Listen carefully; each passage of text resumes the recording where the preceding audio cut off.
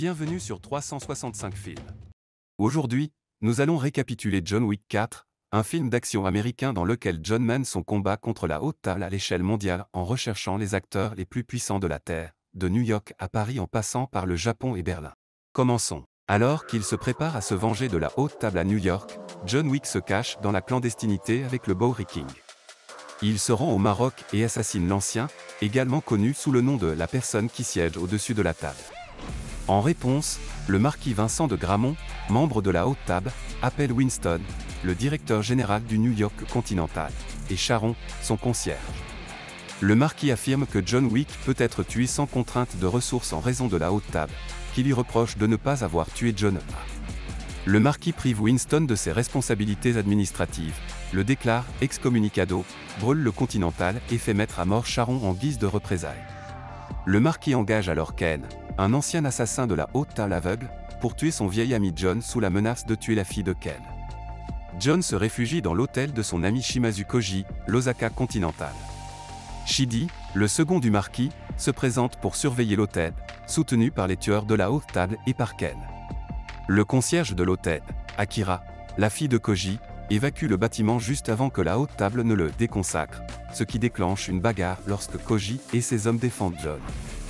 John vainc des vagues d'assassins en armure, préparant une confrontation avec Ken. Un chasseur de primes nommé Mr. Nobody interrompt leur combat et aide John à s'enfuir après avoir décidé que la récompense pour la mort de John était insuffisante.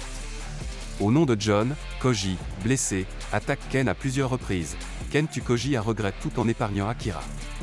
De retour à New York, John tombe sur un Winston furieux au tombeau de Charon. Winston suggère à John d'utiliser une coutume désuète de la haute table pour inviter le marquis à se battre en duel.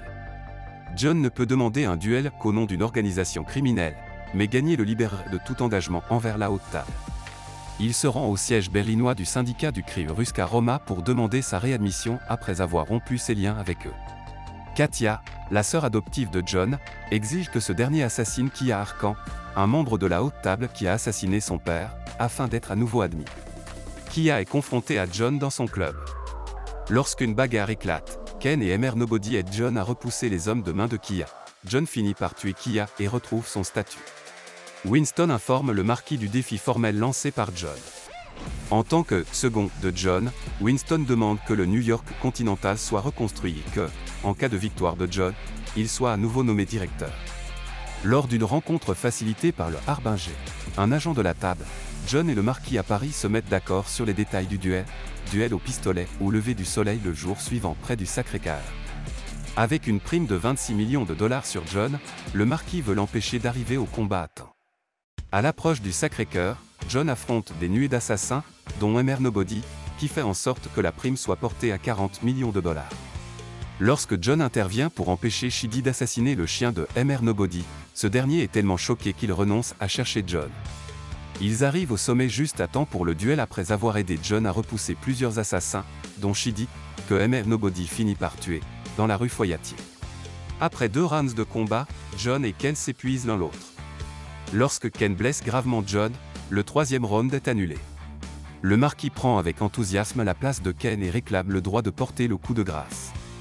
John tire sur le marquis et le tue après que Winston l'a réprimandé pour sa vanité et lui a révélé qu'il n'avait pas encore tiré sa 3e cartouche.